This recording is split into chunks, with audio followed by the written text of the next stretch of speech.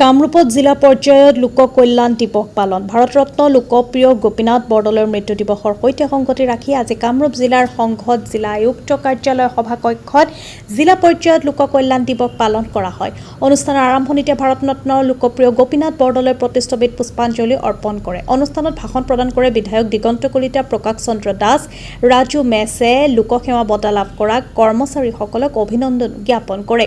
জিলা সংঘত জিলা আয়ুক্ত কাৰ্যালয়ৰ data entry operator Niranjan Boro আৰু কামৰূপ জিলা মেলেৰিয়া বিষয়া কাৰ্যালয়ৰ জ্যেষ্ঠ সহায়ক ভূপেন দাসক লোকসেৱা বঁটা প্ৰদান কৰি সন্মানিত কৰা হয়।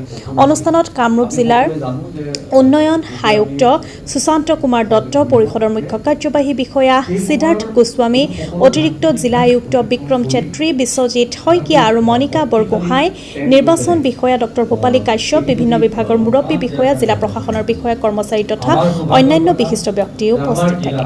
আমিনগাঁৱৰ পৰা মেচৰালী ৰিপৰ্ট, নিভাজ অসম লাইভ। অসমৰ প্ৰথমজন মুখ্যমন্ত্ৰী আৰু আমাৰ অসমৰ যি modern architect of modern Assam বুলি যাক কোৱা হয়, স্বৰ্গীয় শ্ৰদ্ধাৰ আমাৰ সকলোৰে শ্ৰদ্ধা গোপীনাথ বৰদলৈদেৱৰ মৃত্যুৰ তিথি। অসম চৰকাৰে এটা সিদ্ধান্ত লৈছিল যে তেখেতৰ যিটো ভিজন আছিল, গোপীনাথ বৰদলৈদেৱৰ যিটো ভিজন আছিল যে জনসেৱাত সকলোৱে নিজকে উৎসৰ্গিত কৰিব লাগে।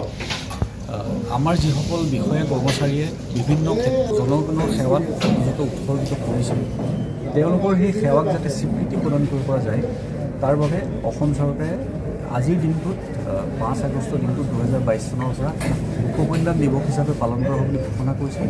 আৰু তাৰ লগতে দুটা তেওঁলোকে, এটা হৈছে কৰ্মশ্ৰী এৱাৰ্ড আৰু আনটো হৈছে লোকসেৱা পুৰস্কাৰ। লোকসেৱা পুৰস্কাৰ নন গেজেটেড এমপ্লয়ীসকলৰ যি তেওঁলোকৰ যি ৰাইজৰ প্ৰতি যি সেৱা, তাক স্বীকৃতি দিবৰ বাবে কৰা হয়।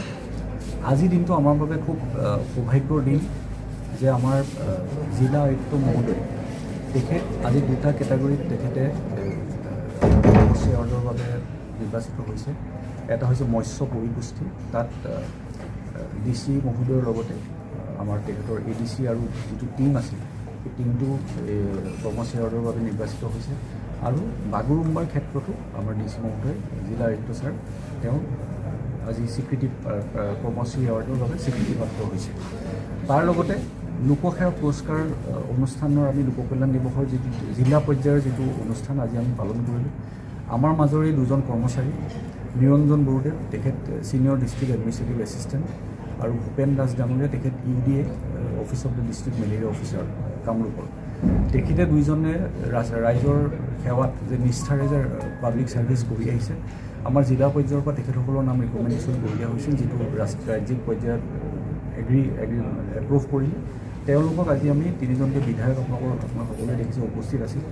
আমি সকলোৱে আজি ইয়াত উপস্থিত আছিল, সকলোৱে উপস্থিত হৈ তেওঁলোক দুজনক আমি জিলা পৰ্যায়ৰ এই অনুষ্ঠানত আমি লোকসেৱা পুৰস্কাৰ বঁটা প্ৰদান কৰিম।